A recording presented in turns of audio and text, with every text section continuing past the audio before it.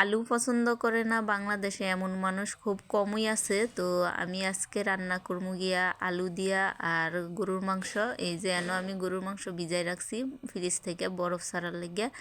আর এনো আমি বাটাবাটি করতেছি ফাটাতে। তাওর একটা কারণ আছে।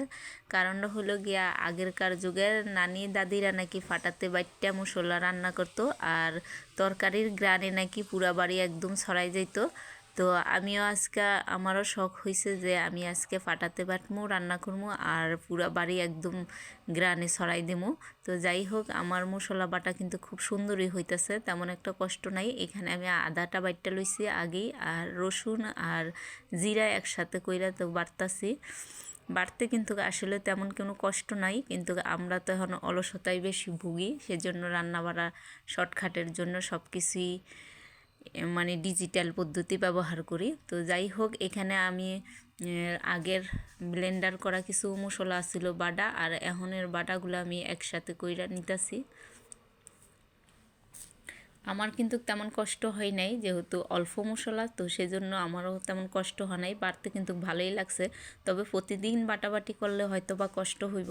তো আজকে যেহেতু হঠাৎ করে আমি পাটাতে পারছি, আমার ভালোই লাগছে। তো এখানে আমার মাংসটা আসলে বরফ ছাড়া হয় নাই এখনও পুরাপুরি। তো আমি মাংসটার আগে ধুইয়া লুমু ভালো কইরা, যেহেতু মাংসটা ফ্রিজে আসছিল, ফ্রিজ থেকে নামাইতেও একটু লেট হয়েছে, তো এই জন্য বরফটা ছাড়তেও একটু লেট হইতেছে। তাও আমি মাংসটারে একটু দেখি, চেষ্টা কইরা টানাটানি কইরা ছুডানো যায় কি না। মাংস কিন্তু ছুডানো যাইতেছে না। যাই হোক, আমি একটু ওদিক দিয়ে অপেক্ষা করি, দেখি মাংসটা ছুডানো যায় কি না, ছুটে কি না। তো মাংসটা কিন্তু অনেকক্ষণ ভিজাই রাখার পরে ছুটছে। এখন আমি মাংসটারে ভালো করে ধুমু। আপনারা কিন্তু কমেন্ট করে আমারে জানাইবেন যে আজকে আমার ভিডিওটার কেমন হয়েছে রান্নাটা। এই যে মাংস আমি এখানে ধুইয়া লইছি, এখন আমি মশলা দিমু এক এক কইরা।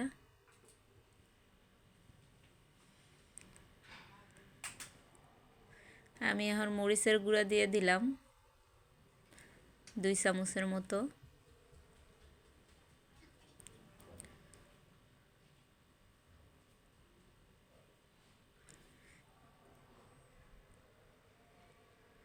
আরও ভালো হইতো যদি হলুদ মরিচ বাইটটা দিতে পারতাম, তাইলে মনে হয় পুরা অরিজিনাল মানে আগেরকার যুগের ইয়াতে যাইতাম। তো যাই হোক, হলুদের গুঁড়া দিয়ে দিলাম,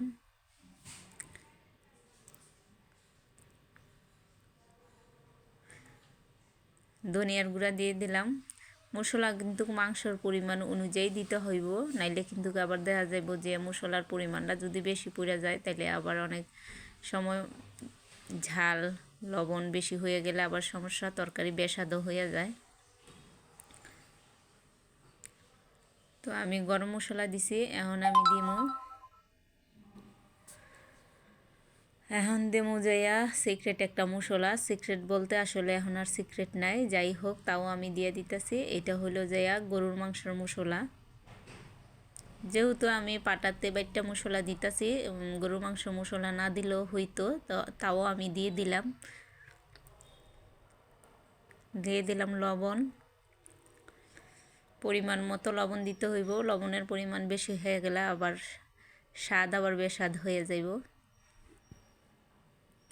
তো এন আমার বাটা হাতে বাটার মশলাটা আমি এখন দিয়ে দিতেছি, পুরাটা মশলাই দিয়ে দিলাম, যেহেতু আমি এখন শুধু রান্না করার জন্য বাড়ছি।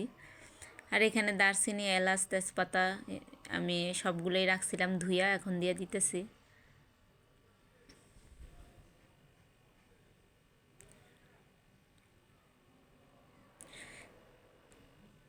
তেলটাও আমি দিয়ে দিলাম পরিমাণ মতো।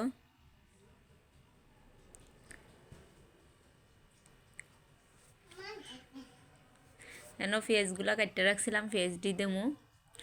পেঁয়াজ আর বাটলাম না, কারণ পেঁয়াজ পলাই গরু মাংসের মধ্যে খুব ভালো মানায়।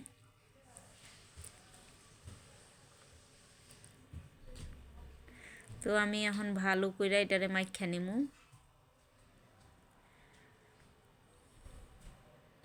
তেল মশলা পেঁয়াজ সবগুলা ভালো করে মাখলে একসাথে হইব।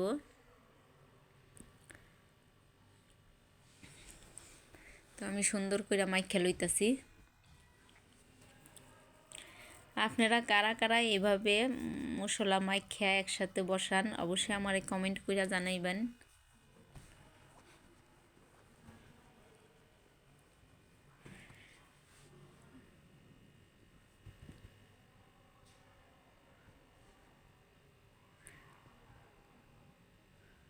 আমি একটু মশলার বাটিটারে ধুইয়া পানি দিয়ে দিতেছি যাতে তরকারিটা না লাগিয়ে যায়, কারণ চুলাতে বসাইলে আবার লাগিয়ে যাওয়ার সম্ভাবনা থাকে।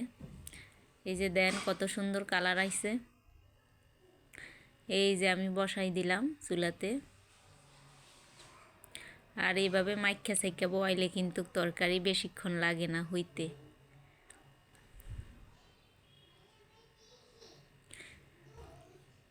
তো আমি কিছুক্ষণ এটারে এইভাবে ঢাইকা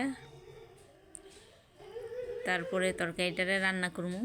এই যে দেখেন কালারও কিন্তু চলে যাইতেছে, আসলে কিন্তু অনেক সুন্দর ঘ্রাণ আইছে। যদিও এখন বাসার ভিতরে পুরো বাড়ি ঘ্রাণ ছড়ানোর কোনো জায়গা নাই, তারপরেও কিন্তু ভালোই ঘ্রাণ আইছে। আমি নিজে এখন বুঝতেছি যে হাতে বাইটা মশলা তরকারি রান্না করলে আসলে অনেক সুন্দর ঘ্রাণ আসে।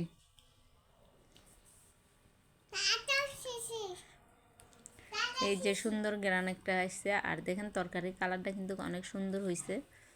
আস্তে আস্তে কালারও আসবে, তরকারির ঘ্রাণও ছড়াবে।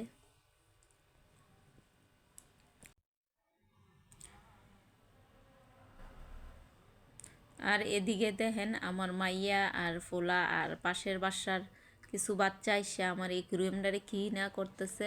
এক মাছ একুরিয়ামে মনে হইতেছে ওদের যন্ত্রণায় একুরিয়ামের মাছগুলা অস্থির হয়ে যাইতেছে, সারাক্ষণ খালি একুরিয়ামের সামনে এসে দাঁড়ায়। আসলে একুরিয়ামে কিন্তু অনেক মাছ হয়ে গেছে। আর পাশের বাসার বাচ্চারা আইয়া একুরিয়ামের সামনে যা করে মাছগুলা মনে অস্থিরতা করে। আর আমার মাইয়া তো আসি।